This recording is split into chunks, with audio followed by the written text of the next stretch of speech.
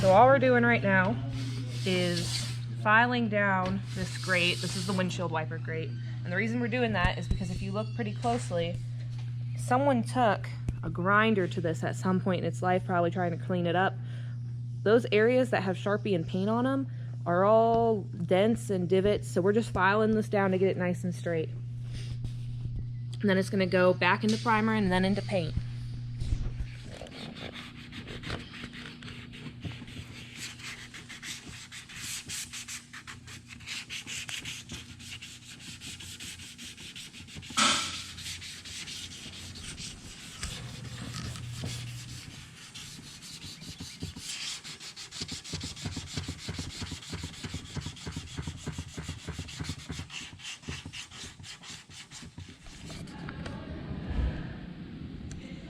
Well, if you go around and see, seam sealed all the final lines. I'm doing the final little seam sealing to make sure all the joints look really nice. And then I go and take my finger and run down it and smooth it out. You can see down the outside what I've done.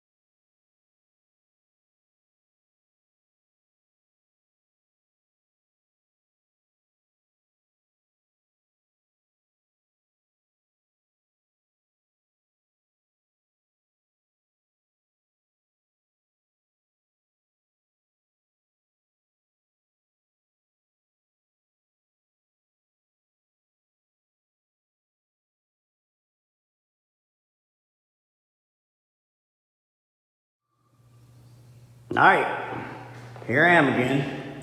I'm gonna run down, we're on to the third coat of base coat, and I just wanna go through what the steps are. Normally is, right now I'm in here tack ragging everything. The inside of the hood has a lot of chambers in different areas where the overspray while you're painting base coat will curl around in the wind and dry and stick and leave a little bit of dust in different places and all. And that's what you get here, right here on a brand new tack rag. And you'll get the overspray dust from the base coat. Base coat's pretty dry. But now you can see that your coverage tape, by the time you're onto your third coat, which means the base coat's nice and thick, it has good coverage. Some base coats are transparent, pretty ways. You might have 4 or 5 different times you might spray it so you got a really nice, even layout. So if you look at that, that is coverage tape all the way around it. And it just reassures that you're on to your third coat and it's looking really nice. Now, I'm gonna tack rag everything off and give it one more dusting over everything, a nice even spray and cover everything. But right now, everything is well covered, really nice and even looking. Have no dryness, no unevenness to the base. So there's your coverage tape again, even off to the side. It's pretty covered this time. So, like I said, I'm on to my third time I've sprayed. Now these, if you look, these have been sprayed. This is the 4th time this piece right here has been sprayed. And they're done. They look very nice. I've tack ragged them off and cleaned them up real nice and sprayed them again. and just go to the stop. So you get a good coverage idea of the problem. Well, there she is, all cleared up. Thing looks pretty sweet. That's what she'll end up coming out like.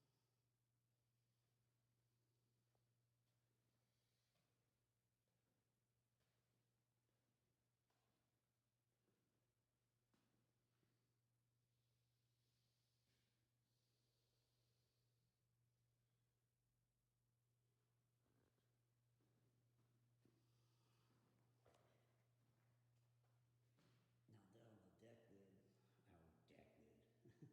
the valence piece in front of the windshield, as you saw, I metal filed on this quite a bit. Just straighten out all the lines. The lines had a bunch of grind marks in them or something in the past, and I metal filed a whole lot of those, and it turned out real nice, straightened up a lot of things on it. So, anyway, there she is. She's turned out real well. Talk to you later. Yeah, not much. Like I said, final little tedious stuff. I'm doing 400, and I'm doing a soft flex block down inside of things, and just finaling out sand marks and double going over the last of the little spots. A little spot here, a little spot there, a little spot there, and we're ready to paint and then clean more. We cleaned the shit out of it over the weekend, but it needs more.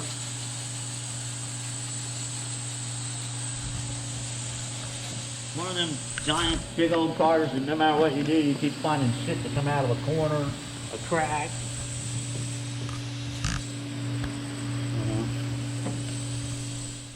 Well, I am 330 waxing the greaser, rubbing the inside line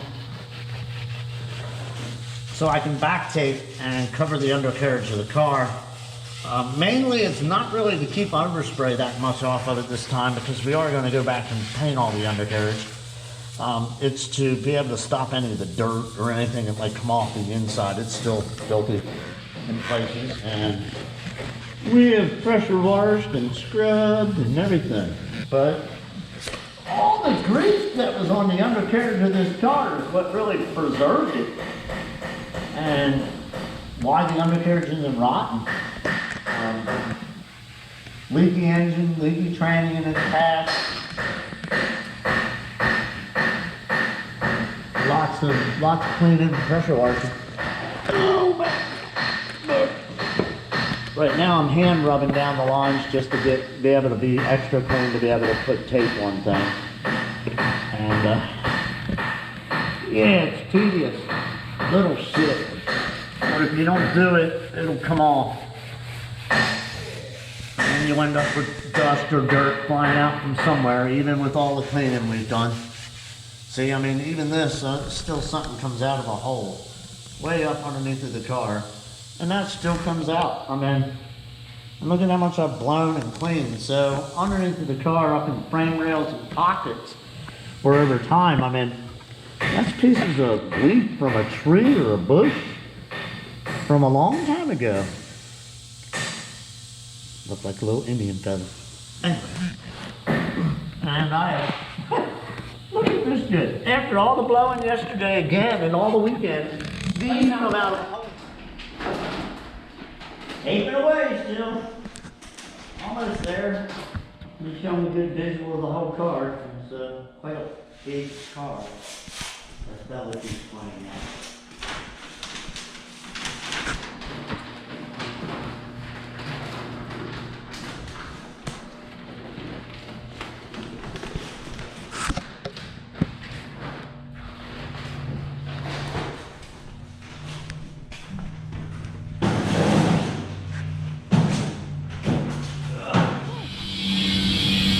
Let me know when. I'm going. Okay, so here's the deal.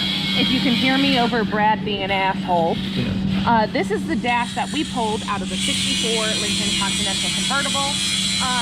As you can see, there's two different colors coming out here. There is, let me get this situated. There's this really, really dark chocolate shade, And then there's kind of more of over here, it's not really clean, but it's kind of more of like a honey gold shade. Originally this dash was from a car with a honey gold interior. Someone dyed it, I guess what they thought was like a complimentary color. When we ran the trim code on our Lincoln, we found out that this dash is supposed to be a kind of darker green color to complement the green piping in the 88 gold trim. So this entire, what we're doing right now is we've taken purple power, we're stripping off the paint, the dye that was on it, the dark brown dye. That's what all this nastiness is. And if I get a paper towel, it's just gonna wipe right away. So you can see kind of dark brown, and then underneath is kind of a lighter brown. So we're gonna strip this down as far as we can go. We're gonna clean it up, and then we're gonna dye it green.